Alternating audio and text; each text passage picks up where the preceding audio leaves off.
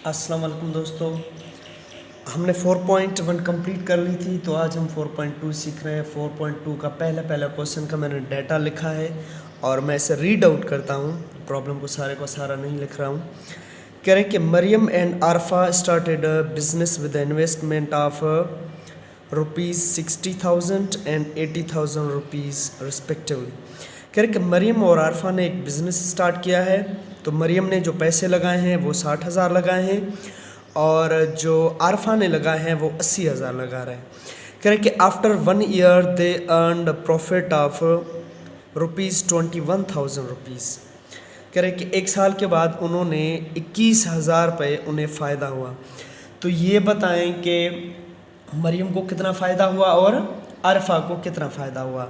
तो ये मैंने डाटा लिख लिया है। मरियम की इन्वेस्टमेंट ये है, आरफा की इन्वेस्टमेंट 80,000 है, ₹80,000 है और टोटल प्रॉफिट आफ्टर 1 ईयर जो है वो ₹21,000 है। तो अब हम क्या करेंगे, इसे सॉल्व करेंगे। आया कि मारिया का जो इन्वेस्टमेंट है वो कितना है और आरफा का कितना है। रेशोज़ दोनों के ये लिखे हुए हैं। तो 40 में कैंसिल, 2 की टेबल्स पर 3 टाइम, इस पर 4 टाइम, तो रेशो हो गए 3-4। तो अभी हम क्या करेंगे, sum of ratios. Sum of ratios, तो सम ऑफ रेशोज़ 3 प्लस हो गया 4 इज इक्वल टू 7। अभी हम क्या करेंगे, सबसे पहले मैं मालूम करूँगा मारिया का शेयर।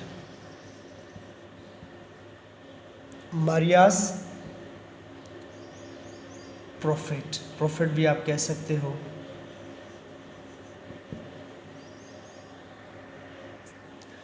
तो हम क्या करेंगे, मारिया का जो रेशो बना है उसे हम पहले लिखेंगे अपान में जो सम ऑफ रेशोज़ हैं, और हम इसे क्या करेंगे, मल्टीप्लाई करेंगे टोटल जो हमें प्रॉफिट मिला है।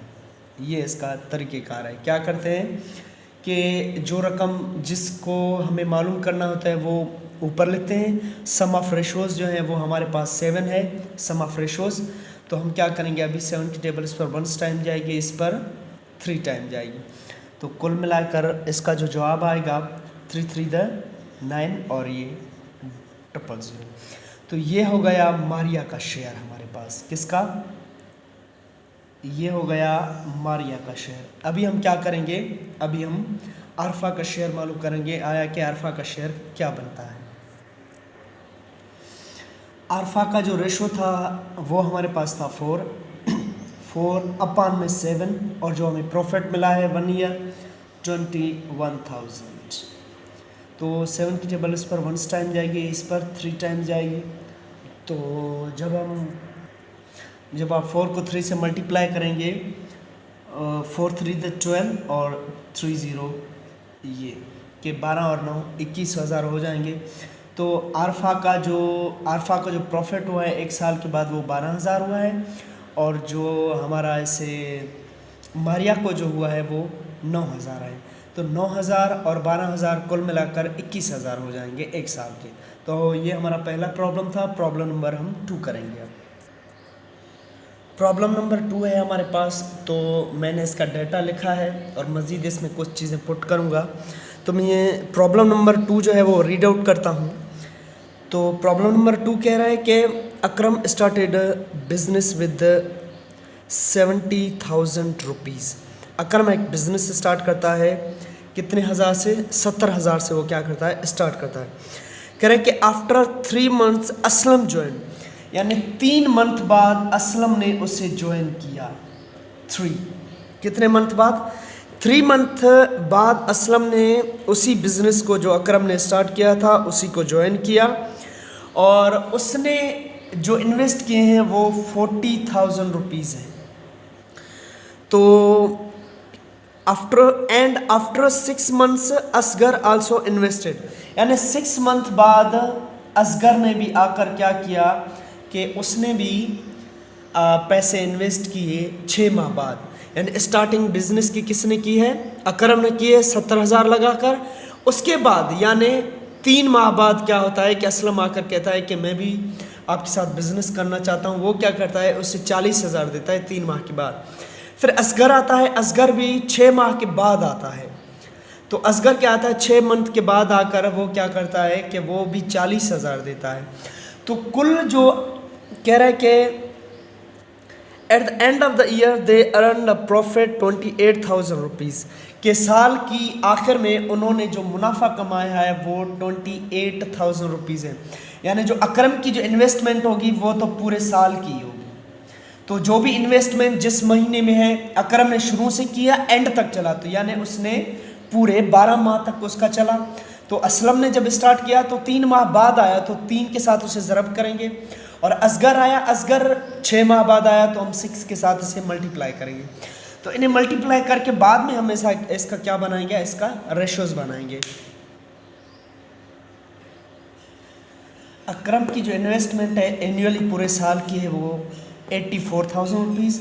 असलम की 3 माह के बाद जो उसने इन्वेस्टमेंट की है वो है टोटल हमारे पास है कितनी है,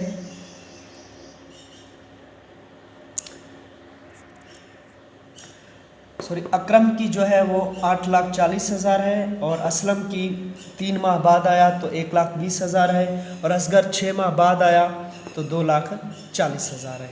अब हम क्या करेंगे, अब हम इनका रेशोज़ मालूम करके इसे हम सॉल्व करेंगे।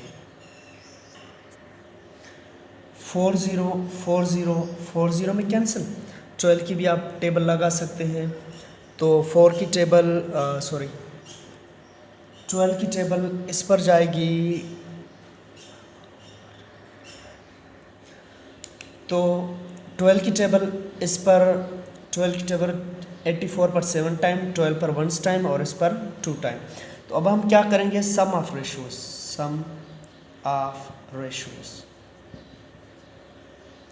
तो सम ऑफ रेशोज जो हमारा बन रहा है वो है 7 और 1 8, 8 और 2 10।